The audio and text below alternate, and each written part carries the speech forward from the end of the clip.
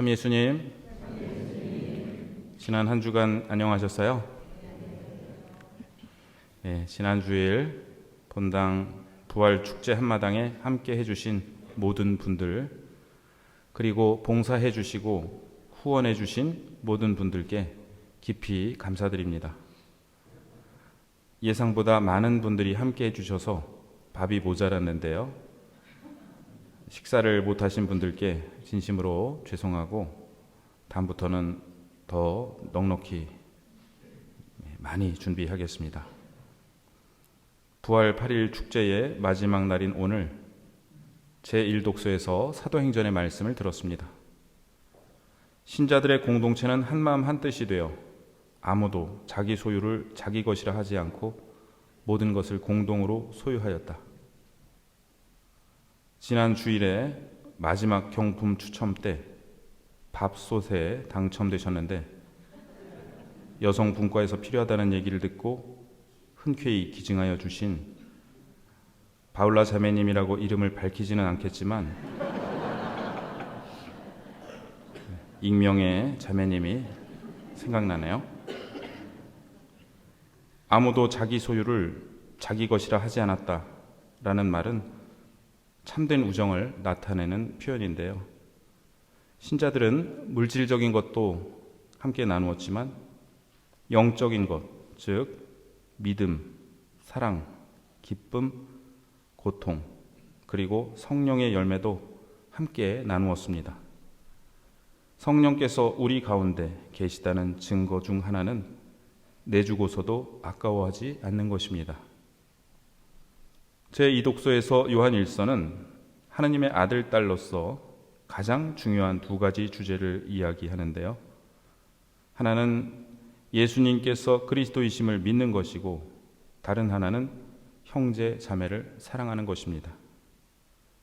또한 세상을 이기는 사람은 예수님께서 하느님의 아드님이심을 믿는 사람이며 그분께서 물과 피를 통하여 세상에 오신 예수 그리스도이시라고 말하는데 여기서 물과 피는 예수님의 세례와 십자가에서의 죽음을 뜻하면서 동시에 우리가 받은 세례 성사와 성체 성사를 의미합니다.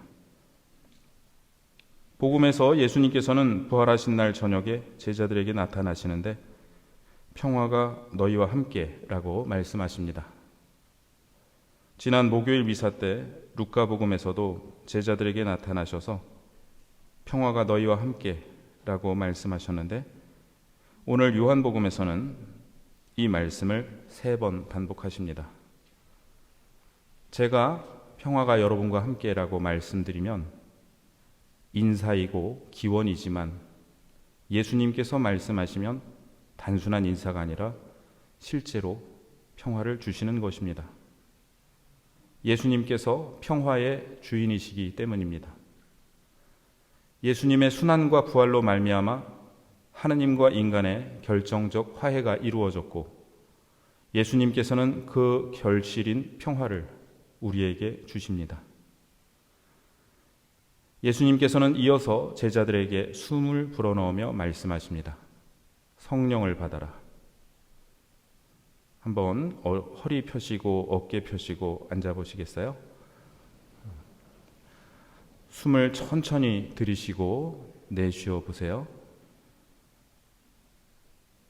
창세기에서 하느님께서 진흙을 빚어 사람을 만드신 후 숨을 불어넣으시니 생명체가 되었습니다.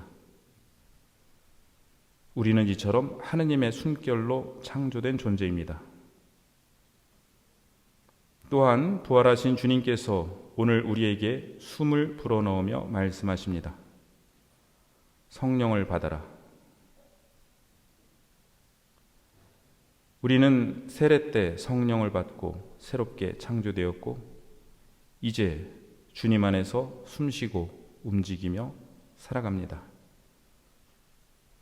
예수님께서는 제자단인 교회에게 성령을 주신 후 너희가 누구의 죄든지 용서해주면 그가 용서를 받을 것이고 그대로 두면 그대로 남아 있을 것이다 라고 말씀하십니다. 고해성사를 통해 우리가 죄를 용서받는 근거가 여기에 나와 있습니다. 그런데 이 자리에 토마스는 있지 않았습니다. 주일이었는데 토마스가 주일 미사를 권한 것 같아요. 그래서 다른 제자들이 우리는 주님을 배웠소라고 말하자 토마스는 그분 손의 못자국을 직접 보고 못자국과 옆구리에 내 손가락을 넣어보지 않고는 결코 믿지 못하겠소라고 말합니다. 믿음의 대상인 부활에 대해 자연과학적 증거를 요구하는 현대인의 의심을 토마스는 대변하고 있습니다. 여드레 뒤에 제자들이 다시 모여 있었는데 바로 부활 제2주일인 오늘입니다. 토마스 사도는 이때는 주일 미사에 나왔습니다. 예수님께서 오시어 가운데 서시며 다시 말씀하십니다. 평화가 너희와 함께. 그러고 나서 토마스에게 말씀하십니다. 내 손가락을 여기 대보고 내 손을 보아라. 내 손을 뻗어 내 옆구리에 넣어보아라. 그리고 믿지 않는 사람이 되지 말고 믿는 사람이 되어라. 이에 토마스 사도는 나의 주님, 나의 하느님이라고 대답합니다. 요한복음이 쓰일 당시 로마의 도미티아누스 황제는 자신을 우리 주님이며 하느님이라고 부르게 했습니다.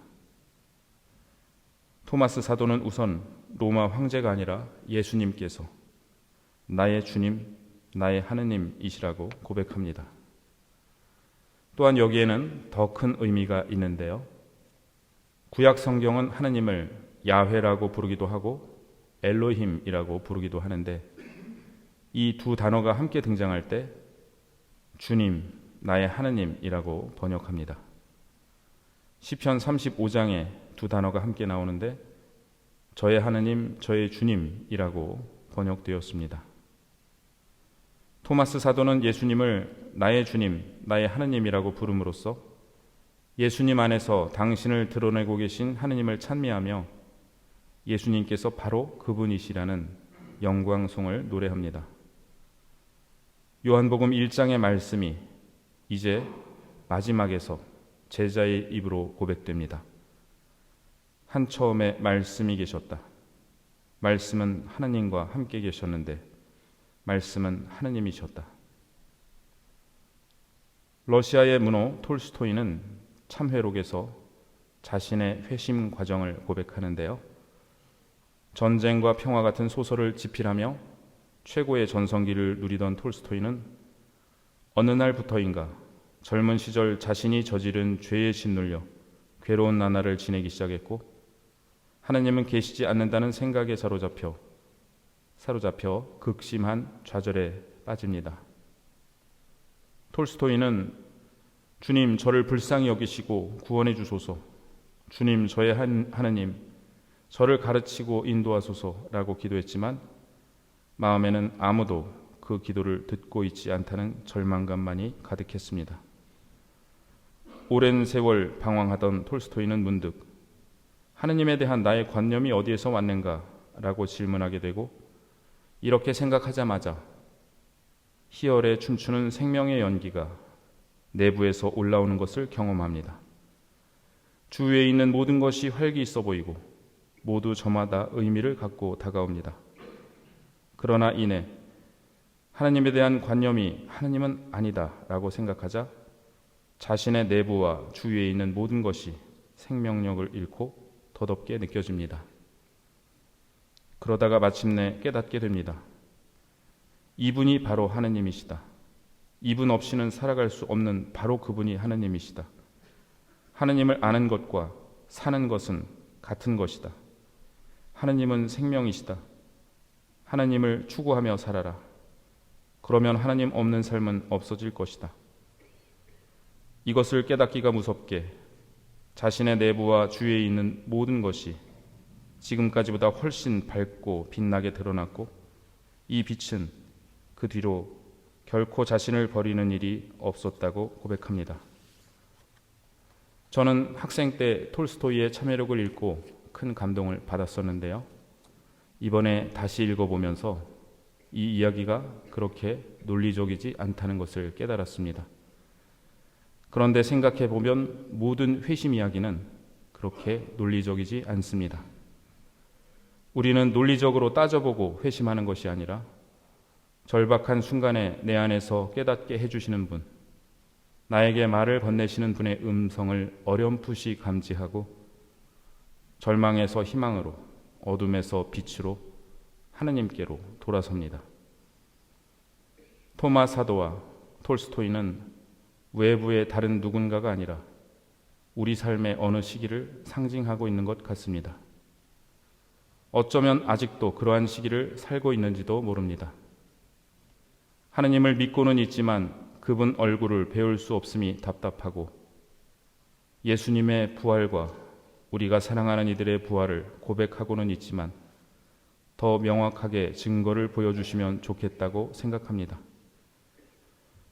그런 우리에게 예수님께서는 말씀하십니다. 너는 나를 보고서야 믿느냐? 보지 않고도 믿는 사람은 행복하다. 다시 한번 허리와 어깨를 펴시고 숨을 천천히 들이쉬고 내쉬어 보시기 바랍니다. 마음으로 주님의 말씀을 반복해 보겠습니다. 평화가 너희와 함께. 내 안에서 이 말씀을 하고 계신 분은 과연 누구이십니까? 오늘 미사 후에 댁에 가시면서도 이 말씀을 되뇌어 보시기 바랍니다. 평화가 너희와 함께. 우리도 대답 드려야겠습니다. 나의 주님, 나의 하느님,